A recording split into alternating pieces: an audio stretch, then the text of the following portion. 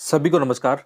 दोस्तों, जैसे कि कल हमने यूपीएससी प्रीलिम्स का एक एमसीक्यू का वीडियो बनाया था और मैंने आपसे पूछा था कि क्या ये हमें कंटिन्यू रखना चाहिए। तो आप में से 99% लोगों का ये कमेंट आया है कि सर इसको जारी रखना, आपको इससे फ़ायदा हुआ है।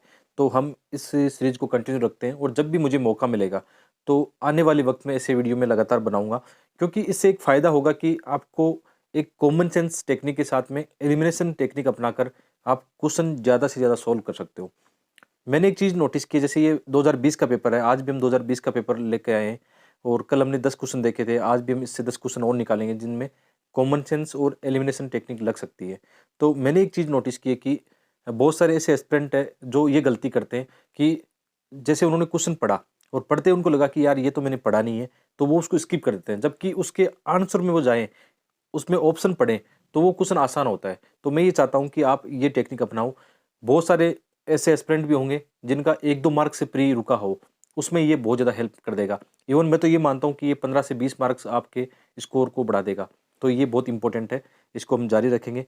और तरीका क्या होगा, जैसे आप भी मेरे साथ ये क्वेश्चन अटेम्प्ट लो, आपको हिंदी और इंग्लिश दोनों में यहाँ पे क्वेश्चन होंगे, तो दोनों माध्यम के जो एस्पिरेंट हैं उनको लाभ होने वाला है। तो जैसे हम क्वेश्चन 51 वाला क्वेश्चन आपको दिख रहा होगा 51, ये क्वेश्चन आप मेरे साथ अटेम्प्ट लो और कमेंट करके ये बताना कि आपके आज 10 में से कितने क्वेश्चन सही हुए हैं।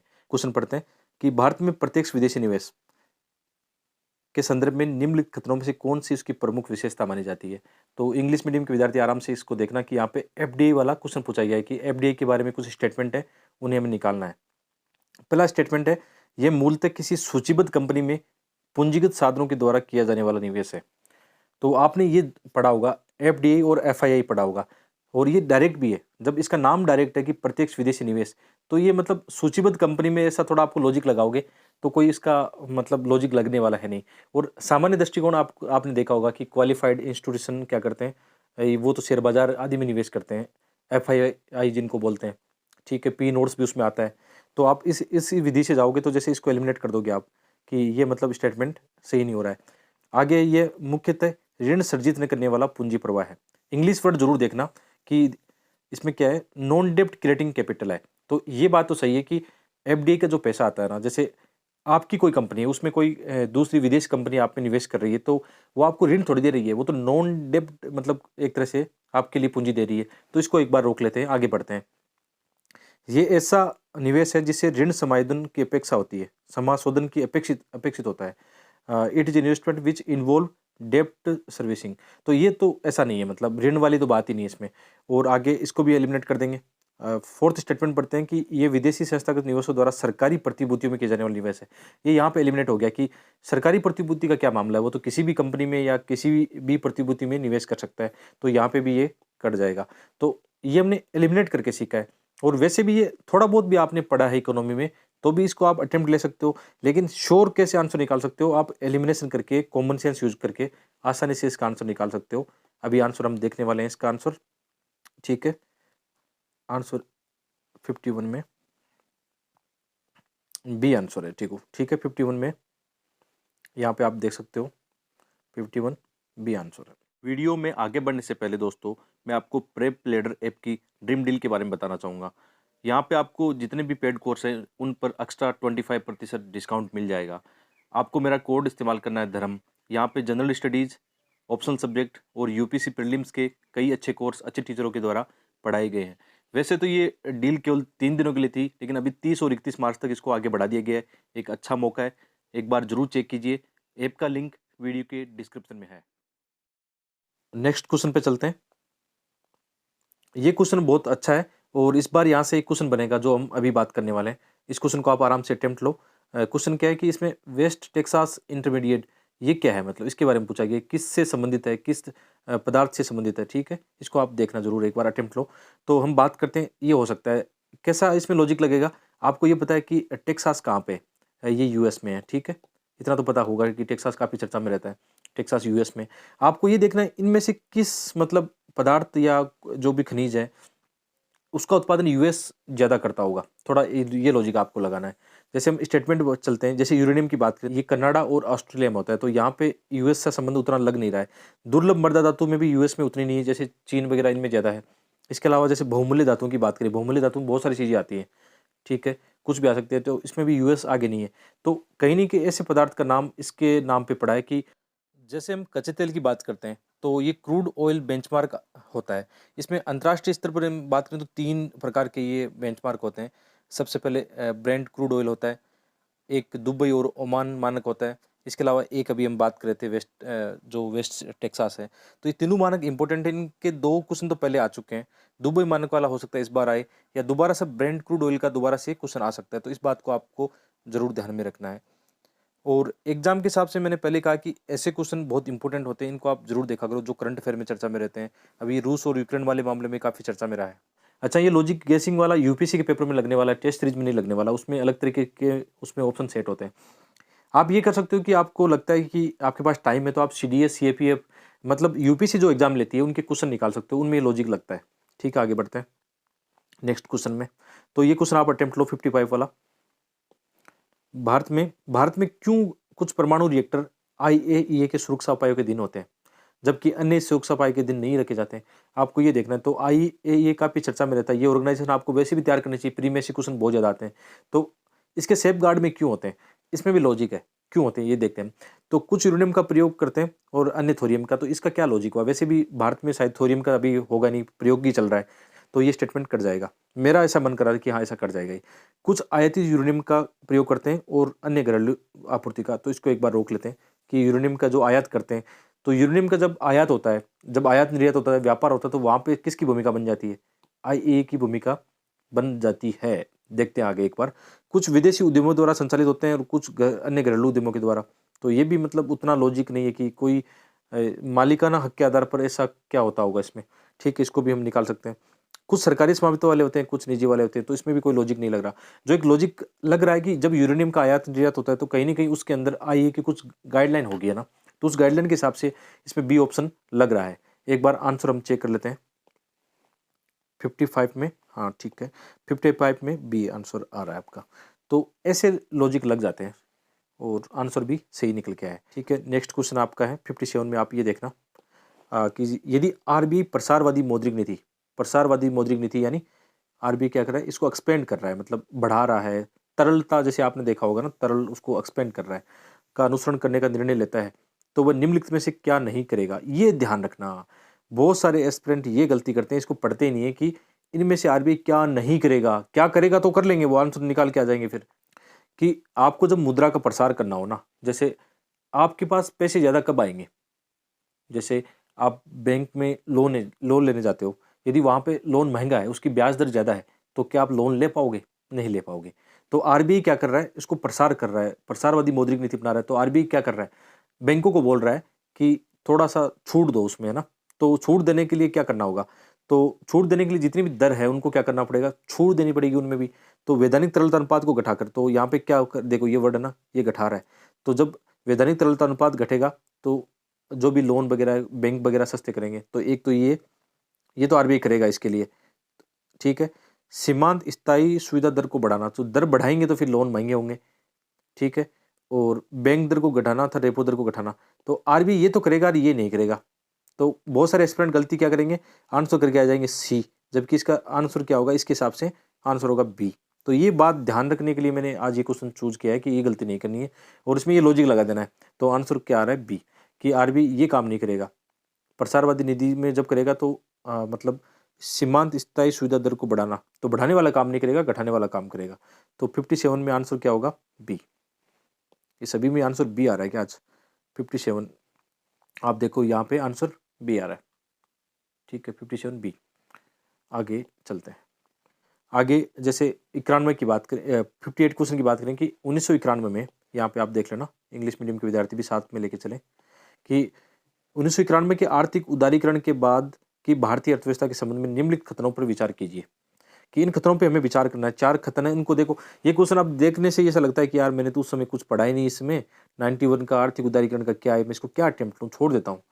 ठीक है, जबकि यहाँ पे बैठ के हमें ये कोशिश करनी चाहिए कि यार कोशिश तो करें, कम से कम कोशिश करने में क्या जाता है। मेरी कोशिश यही है कि मैं आपको कोशिश करवाऊँ बस। ठीक है, छुड़ाऊँ नहीं, क्वेश्चन छोड़ना नहीं है। तो आगे आते हैं, अटेम्प्ट लेते हैं कि शहरी क्षेत्रों में श्रमिक उत्पादकता 2004-5 की कीमतों पर प्रति श्रमिक रुपए में वृद्धि हुई है, जबकि ग्रामीण क्षेत्रों में इसमें कमी हुई है। ऐसा कोई डाटा याद भी नहीं रखता कि इसमें हुआ या नहीं हुआ, तो इसको छोड़ दो एक बार, क्योंकि इसमें कोई एक स्टेटमेंट आएगा जिसको निकाल के हम आंसर निकालेंगे। आगे कह रहा है कि कार्यबल में ग्रामीण क्षेत्रों की प्रतिशत हिस्सेदारी में सतत वृद्धि हुई है। अब सतत वृद्धि, एक जहां पे भी एक सतत वृद्धि होती है ना, सतत वृद्धि में थोड़ा सा डाउट होता है, क्योंकि कई बार क्या होता है, जिग जिग में काम हो सकता है। तो ये इस पर डाउट है कि सतत वृद्धि नहीं हो सकती है, क्योंकि आपने देखा होगा, चाहे जीडीपी की दर की बात करें या पॉवर्टी की लाइन की बात कर लो या रोजगारों की बात कर लो, उसमें हमेशा जिगजैग लाइन होती है, सीधी लाइन नहीं होती है, यानी सतत रूप से वृद्धि थोड़ा मुश्किल होता है।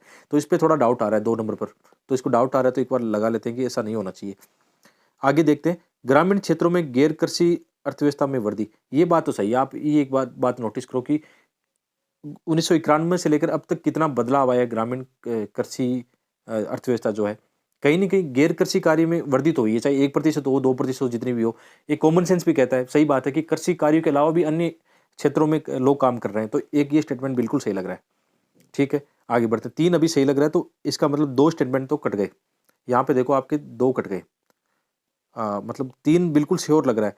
अभी हम ऑप्शन में अटक गए, 2 ऑप्शन में अटक गए कि जिसमें 3 तो बिल्कुल सही है, तो 3 तो हमारा बन रहा है, और 2 क्या है, ये तो पहले ही कट गया, ठीक है, उस पे डाउट था हमें। आगे 4th वाला भी देखते हैं कि ग्रामीण रोजगारों की वृद्धि दर में कमी आई है।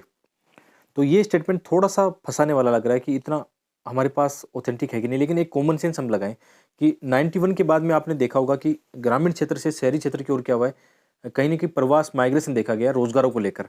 तो हम ये कह सकते हैं कि ग्रामीण रोजगार की वृद्धि दर में कमी आई है। ठीक है, इसको कह सकते हैं एक एग्जाम्पल के तौर पर। इसको हम इग्नोर कैसे करें, मतलब जैसे इसको तो हमने निकाल दिया कि भई ये तो कट गया, ठीक है, और इसको हमने सही मान लिया, तो इसको काटे तो कैसे काटें कि इसमें हुआ या नहीं हुआ? तो एक हम कॉमन सेंस की बात करें कि ग्रामीण रोजगार की वृद्धि दर में कमी आई है, तो ये कह सकते हैं कि ये बात सही है कि शहरी क्षेत्र में थोड़ा-सा इसमें वृद्धि देखी गई थी, नॉर्मल कॉमन सेंस से जाएँ। तो इसको हम यदि ये चुनते हैं, या देखो यहाँ पे 50-50 है, तो इसको काटने का कोई मतलब सॉलिड रीज़न हमारे पास नहीं है, तो इसको हम एक बार रख लेते हैं। तो 50-50 में एक बार आंसर चेक कर लेते हैं कि इसमें आंसर बी होने वाला है, सी होने वाला है, तो आपका थोड़ा लॉजिक फिर और सॉलिड हो जाएगा कि हाँ यार, इस तरीके से सही थे। एक बार आंसर पे चलते हैं हम। क्वेश्चन है 58, 58 में बी आंसर है, ठीक है, यहाँ पे देखो बी आंसर है, ठीक है। तो ये देखो आप, बी आंसर 3 और 4 मतलब दोनों स्टेटमेंट सही है। तो इसका मतलब जो हम थोड़ी-सी जिस दिशा में हम डिस्कस कर रहे थे, वो डिस्कस हमारा सही है कि हमें ऐसे ही एग्ज़ाम में करना चाहिए, और ऐसे ही आपको करना चाहिए कि क्वेश्चन जब आप अटेम्प्ट लेते हो, चाहे आप जीएस फेस्ट के ले रहे हो या सीसेट के पेपर के ले रहे हो, यदि आप इस तरीके से अपने एनालिसिस करके आगे बढ़ते हो, कुछ गलतियाँ भी होती है ना, तो रियल एग्ज़ाम में आप सही करके आओगे। ऐसा आपको करना है। आगे बढ़ते हैं। ठीक है, 59 क्वेश्चन लेते हैं। यहाँ पे आप इंग्लिश मीडियम के विद्यार्थी भी जरूर पढ़ना, इसको साथ में वीडियो को पॉज कर लो और अपना क्वेश्चन एक बार अटेम्प्ट ले लो आप। ठीक है, कृषि क्षेत्र को अल्पकालीन साख प्रदान करने के संदर्भ में जिला केंद्रीय सहकारी बैंक। तो ये स्टेटमेंट देख के, अच्छा, यदि आप प्रीवियस क्वेश्चन एनालिसिस करते हो तो ये क्वेश्चन पहले भी आ चुका है, कम से कम 2-3 बार ये क्वेश्चन आ चुका है अलग अलग वे में। तो एक बार हम दोबारा से देख लेते हैं कि कृषि क्षेत्र को अल्पकालीन साख प्रदान करने के संदर्भ में, यानी कृषि क्षेत्र में जो कुल ऋण दिया जाता है उसके अंदर ये कह रहा है कि जिला केंद्रीय सहकारी बैंक अनुसूचित वाणिज्यिक बैंक, यानी जो भी शेड्यूल बैंक है और जो क्षेत्रीय ग्रामीण बैंक है उसकी तुलना में अधिक ऋण देता है। ठीक है, अधिक ऋण देता है। तो ये वैसे फैक्ट है और सच्चाई भी है। यदि आप गाँव में रहते हो तो आपको ये पता है कि ज़्यादा ऋण मतलब कृषि सेक्टर में कौन देता है। जो सामान्य दृष्टिकोण से यदि इसको देखेगा तो उसको लगेगा कि यार जो सहकारी बैंक है उसका तो काम ही ये है कि कृषि को ऋण देगा। लेकिन सहकारी बैंक इसके सामने कुछ भी नहीं है, वाणिज्यिक बैंकों के सामने कुछ भी नहीं है। इनका लगभग 55 से लेकर 60% तक लोन कौन देता है कृषि सेक्टर में? वाणिज्यिक बैंकें देती हैं। तो इन दोनों को जब मिला दिया जाए तो ये तो बहुत मामूली है इनके सामने। तो ये स्टेटमेंट क्या हो गया? बिल्कुल गलत हो गया। तो ये आपको सोचना है। इसमें मतलब आप केवल ये सोच के कि यार ये सहकारी कृषि में ये देते हैं, तो इसको आप स्टेटमेंट को गलत कर लोगे आप। मतलब आंसर गलत कर लोगे, और ये आपको पता होना चाहिए, पहले भी यह क्वेश्चन आया तो और ज़्यादा पता होना चाहिए। इसके अलावा जो जो भी केंद्रीय सहकारी बैंक का सबसे प्रमुख कार्य क्या है? प्राथमिक कृषि साख जो समितियाँ हैं गाँव स्तर पर, ये केंद्रीय जो क्या होती है जिला स्तर पर होती है, और जो प्राथमिक कृषि साख समिति होती है वो गाँव के स्तर पर होती है। प्रत्येक गाँव में ऐसा होता है जो कृषि और पशुपालन के लिए ऋण व्यवस्था करता है। तो ये स्टेटमेंट सही स्टेटमेंट है। तो इसमें लॉजिक क्या लगा? लॉजिक सामान्य लॉजिक ये लगा कि आपको ऐसे ऊपरी नॉलेज के हिसाब से आंसर नहीं करना है, थोड़ा सा आप सोचोगे इन चीज़ों को, विशेषकर आप गाँव में रहते हो तो आपको पता है ज़्यादा, क्योंकि जो अधिकांश जो लोग लोन लेते हैं तो वो एसबीआई बैंक है, बैंक ऑफ बड़ौदा हो गया, इनकी जो शाखाएँ होती है वहाँ से लोन देते हैं। इनके पास तो बहुत कम होता है, इनके पास ये छोटे मतलब कह सकते हैं ऋण, छोटे ऋणों की आपूर्ति करती है। जो बड़े ऋण चाहिए जैसे किसान क्रेडिट कार्ड में 3-4 लाख रुपए का लोन चाहिए तो वो वाणिज्यिक बैंकें ही देती है। ये भी देती होगी कई जगह जहाँ पे बड़ी जिला जो केंद्रीय सहकारी समिति है, तो इस हिसाब से इनको किया जा सकता है। तो इसका आंसर क्या हो गया? बी आंसर हमने चुना है। और आंसर एक बार कंफर्म कर लेते हैं, 59 में बी आंसर है। ठीक है, आगे बढ़ते हैं, 60 क्वेश्चन को देखते हैं। ये देखना, ये क्वेश्चन देखने पे ऐसा लगेगा कि यार ये तो मैंने ऐसा मुझे आता ही नहीं, मैं छोड़ देता हूँ। आप में से कई बच्चों ने छोड़ा भी होगा। तो वैसे आसान क्वेश्चन है कि भारत में किसी व्यक्ति के साइबर बीमा कराने पर निधि की हानि भरपाई और अन्य लाभों के अतिरिक्त सामान्यतः निम्न में से कौन से लाभ दिए जाएंगे? यानी आप कोई साइबर इंश्योरेंस करवाते हो तो इससे आपको क्या लाभ मिलने वाला है? इसमें केवल एक स्टेटमेंट निकालना है, पूरा आंसर आ जाएगा कि यदि कोई मेलवेयर कंप्यूटर तक उसकी पहुंच बाधित कर देता है तो कंप्यूटर प्रणाली को पूर्ण प्रचालित करने में होने वाली लागत, तो ये लागत तो मेलवेयर से जुड़ी हुई है, साइबर से जुड़ी हुई, तो हो सकता है, सही है। यदि ये प्रमाणित हो जाता है कि किसी शरारती तत्व द्वारा जानबूझकर कंप्यूटर को नुकसान पहुंचाया गया तो नए कंप्यूटर की लागत। अब यार जैसे साइबर ये चीज़, आप इंटरनेट चला रहे हो, अब इंटरनेट चला रहे हो तो आपका कुछ उसकी वजह से कुछ ऐसा कंप्यूटर को नुकसान होगा तो नए कंप्यूटर की लागत तो कौन देगा? थोड़ा सा कॉमन सेंस लगाओ ना आप, कि आपने बीमा करा रखा है किसका? साइबर बीमा। आपने फिजिकल बीमा तो करा नहीं रखा कंप्यूटर का, वो डैमेज हो गया किसी कारणवश। ठीक है, तो ये नहीं हो सकता स्टेटमेंट। तो दो एक बार निकालते हैं, जहाँ जहाँ दो है, जहाँ जहाँ दो है निकाल दो, आंसर बी। देखो इस स्टेटमेंट, बाकी स्टेटमेंट पढ़ने की आवश्यकता नहीं है, ये आपको श्योर हो गया ना कि यार बीमा के अंदर बीमा किसका कराया गया है? साइबर बीमा कराया गया है। तो वो तो सॉफ्टवेयर वगैरह जो भी और चीज़ें हैं, और या आपकी जो आपने उसमें चीज़ें शामिल की है जिसकी वजह से आपको बड़ा नुकसान हो सकता है, तो उसका बीमा है। फिजिकल नुकसान का तो बीमा है नहीं ना। तो थोड़ा सा यही इसमें कॉमन सेंस था जिसको आप यूज में ले सकते हो। तो 60 में आंसर बी क्या होगा? बी आंसर है इसमें। ठीक है, आप देख सकते हो 60 में बी आंसर। तो ऐसे कर सकते हैं, होता भी है एक्चुअल में। ये क्वेश्चन देखना, इसमें भी कुछ ना कुछ लॉजिक आपको मिल जाएगा।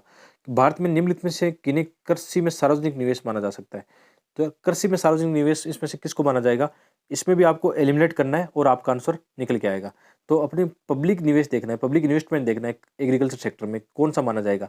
तो सभी फसलों के लिए कृषि उत्पाद के लिए न्यूनतम समर्थन मूल्य, तो न्यूनतम समर्थन मूल्य तो कोई निवेश नहीं है, आप यदि देखोगे इसको सोचोगे, क्योंकि न्यूनतम समर्थन मूल्य तो गारंटी है किस चीज़ की, कि आप कोई फसल उगाते हो तो उसका मूल्य आपको मिलेगा, तो वो तो सार्वजनिक निवेश नहीं हो सकता।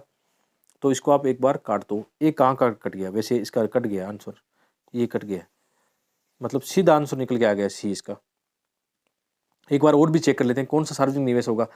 प्राथमिक कृषि साख समितियों का कंप्यूटरीकरण, तो ये तो होता है, इससे तो क्या होगा, ये तो निवेश माना जाएगा। ठीक है, सामाजिक पूंजी विकास, ये भी माना ही जाएगा। इसके अलावा कृषि को निःशुल्क बिजली सब्सिडी में आएगी, ये इस निवेश में नहीं आएगा। बैंकिंग प्रणाली द्वारा कृषि ऋण की माफी, तो कृषि ऋण की माफी भी क्या होगा? कृषि ऋण की माफी भी वो एक तरह से सब्सिडी वाला ही कह सकते हो अप्रत्यक्ष रूप से आप, तो ये भी नहीं आ सकता, ये भी नहीं आ सकता। और ये जरूर है, भंडार के लिए इनके लिए जब पैसे दिए जाते हैं तो ये उसमें आता है इंफ्रास्ट्रक्चर में। ये प्रैक्टिकल नॉलेज है जो हम आसपास अपने देखता हूँ, इसलिए मैं बोलता हूँ कि आप अपने आसपास को सही से देखते हो तो आप क्वेश्चन ज़्यादा सॉल्व करोगे। इसका मतलब यूपीएससी आपकी ये अप्रोच ही चेक करता है कि आप कितना ऑब्जर्व करते हो, ये ज़्यादा फर्क पड़ता है। तो 61 में एक बार आंसर चेक कर लेते हैं, सी आंसर है कि नहीं। 61 में ये देखो सी आंसर है। और क्वेश्चन देख लेते हैं, एक दो क्वेश्चन और देखते हैं अभी। हाल ही के बीते दिनों में निम्न में से कौन से कारक, कौन सी नीतियां भारत में चावल के मूल्य को प्रभावित कर रही थी? चावल के मूल्य यानी किसी भी ऐसे चावल के, क्यों हम किसी भी चीज़ की बात करें, किसी भी वस्तु के मूल्य की बात करें तो कौन सी चीज़ें उसको प्रभावित करती है? ठीक है, तो हम बात करें इसमें, जैसे न्यूनतम समर्थन मूल्य की बात करें तो बिल्कुल ये तो मेन पॉइंट है इसका, न्यूनतम समर्थन मूल्य में कितना मूल्य उसका रखा जाता है। ठीक है, सरकार द्वारा व्यापार करना, ये भी डिपेंड है कि सरकार, जैसे एग्जाम्पल लें कि सरकार निर्यात के लिए मतलब खोल दे बाजार, कि छूट दे दे कि इसमें हम चावल निर्यात करेंगे, तो कहीं कहीं ना कहीं डिमांड सप्लाई का मामला बनता है, तो ये भी प्रभावित तो करेगी। इसके अलावा सरकार द्वारा भंडारण, सरकार मतलब जैसे अपने लिए सरकार ऐसा करती है ना कि बफर स्टॉक बनाने के लिए चावल की क्या करती है, परचेजिंग करती है, तो उससे भी कहीं ना कहीं मूल्य, ये परंपरा जो है, नीतियाँ हैं, प्रभावित होती है, या इससे मामला बनता है। इसके अलावा उपभोक्ता सब्सिडी वगैरह ये भी होते हैं। तो इस हिसाब से हम ऑप्शन देखें तो इसमें कोई लॉजिक, देखो तीनों ये तो आसान स्टेटमेंट है। अब हम सब्सिडी की बात करें तो सब्सिडी का भी मामला बनता है, ये भी कहीं न कहीं किसी चीज़ का मूल्य प्रभावित कर सकती है। आप किसी भी, जैसे आप यूरिया की बात करते हो या अन्य कोई चीज़ है जैसे एलपीजी की बात करते हो, तो यदि उसमें सब्सिडी दी जाती है तो कहीं न कहीं उनका मूल्य प्रभावित होता है। ये भी आप लॉजिक से लगा सकते हो। तो ये आसान वाला था जिसमें आप स्टेटमेंट निकाल के आराम से कर सकते हो। एक बार आंसर कर लेते हैं 63 में, मतलब डी आंसर सही है। इसी तरह हम चलते हैं आगे 64 को, ये शायद लास्ट क्वेश्चन होगा आज का, 10वां क्वेश्चन होगा।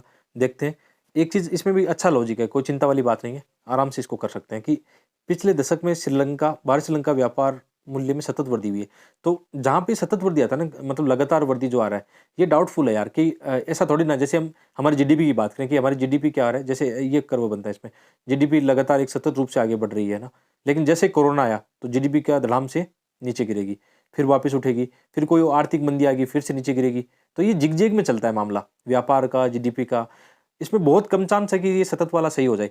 सही भी हो सकता है कहीं, लेकिन वो देखना पड़ेगा किस एरिया में होता है। तो मैं ये लेके चलता हूँ कि इसमें थोड़ा सोचते हैं तो ये हमेशा स्टेटमेंट गलत ही निकलता है। लेकिन ये फुल प्रूफ नहीं है कि 100% ये सही होगा, ऐसा नहीं है। मैं ऐसा कभी नहीं मानूंगा इसको, ठीक है? लेकिन थोड़ा कॉमन सेंस लगाने से इसको स्टेटमेंट को निकालते हैं एक बार। तो एक और जहाँ पे एक कटा तो कम से कम 2 स्टेटमेंट तो हमने निकाल दिया। अब 2 हमारे पास ऑप्शन बचे हैं, या तो 2 सही होगा या तीसरा सही होगा। हम एक बार दूसरे पे चलते हैं कि भारत और बांग्लादेश के बीच होने वाले व्यापार में कपड़े और कपड़े से बनी चीज़ों का व्यापार प्रमुख है। तो अभी फुल्ली हमें श्योर नहीं कि ये होगा ही, लेकिन थर्ड स्टेटमेंट हमें इसका आंसर दे देगा कि पिछले 5 वर्षों में दक्षिण एशिया में भारत के सबसे बड़े व्यापार के रूप में नेपाल रहा है। अब पिछले, ये 2020 का क्वेश्चन है, ठीक है? तो ये 15 से 20 की मानते हैं हम कि 15 से 20 के बीच में नेपाल ही सबसे बड़ा भागीदार रहा है, ठीक है? तो यदि आप करंट अफेयर पढ़ते हो तो आपको 2 चीज़ पता होगी। एक तो एक चीज़ आपने नोटिस की होगी, नेपाल की जनसंख्या कितनी है? यदि हम नेपाल की जनसंख्या को तुलना करें बांग्लादेश से एक बार, बांग्लादेश, आप ये बोल रहे हो जनसंख्या क्यों लेके आए? क्योंकि जनसंख्या ही तो उपभोक्ता होती है ना फिर, ठीक है? और एक श्रीलंका से लेके आए, श्रीलंका से तुलना करें, तो ये दोनों बड़े हैं, मतलब जीडीपी के मामले में बड़े हैं, आयात-निर्यात में भी ये दोनों नेपाल से बड़े मिलेंगे पक्का। तो इसका मतलब नेपाल पे तो डाउट श्योर हो गया अपना कि नेपाल सबसे बड़ा भागीदार नहीं हो सकता। और इस डाउट को और भी डाउट क्या, मतलब इसको और श्योरिटी मिलती है कि आपने ये देखा होगा 18-20 के आसपास भारत और नेपाल के रिश्ते उतने सही नहीं रहे, चाहे वो मधेसी का मामला हो, इसके कारण नेपाल थोड़ा चीन के पास चला गया, तो उसका व्यापार चीन के साथ थोड़ा ठीक-ठाक हो गया, भारत से कम हो रहा था उसका। तो इस लॉजिक से भी ये स्टेटमेंट कट जाएगा तीसरा वाला, कि 5 वर्षों में देखें तो दक्षिण एशिया में भारत का सबसे बड़ा व्यापारिक जो भागीदार है वो नेपाल नहीं है। मतलब सही आंसर इसका बांग्लादेश है, ठीक है? तो ये ऐसे लॉजिक लगा के करना, थोड़ा-सा सोचोगे कॉमन सेंस के हिसाब से, तो आंसर निकल के आ जाएगा। तो ये हमें पता ही नहीं था कि कपड़े का है नहीं, कन्फर्म नहीं था, मुझे तो नहीं पता था। लेकिन मैंने ये लॉजिक लगाया था, इस लॉजिक के हिसाब से आंसर अपना बन गया था। तो इसमें आंसर क्या है? 64 में बी होना चाहिए फिर। 64 में बी आंसर है, ठीक है? तो ये एक तरीका है जिससे आप कर सकते हो। तो आज के लिए शायद ये काफ़ी है, ठीक है? बाकी और भी देखते हैं से कैसे लॉजिक वाले बन सकते हैं। हम 20 से लेकर पीछे की ओर चलेंगे, 19-18 की ओर। 21 का मैं इसलिए नहीं करा रहा हूँ कि मेरे पास कोई ऑफ़िशियल आंसर की नहीं है, और आजकल आप देख रहे हो कि कितना बदलाव आ रहा है आंसर की में।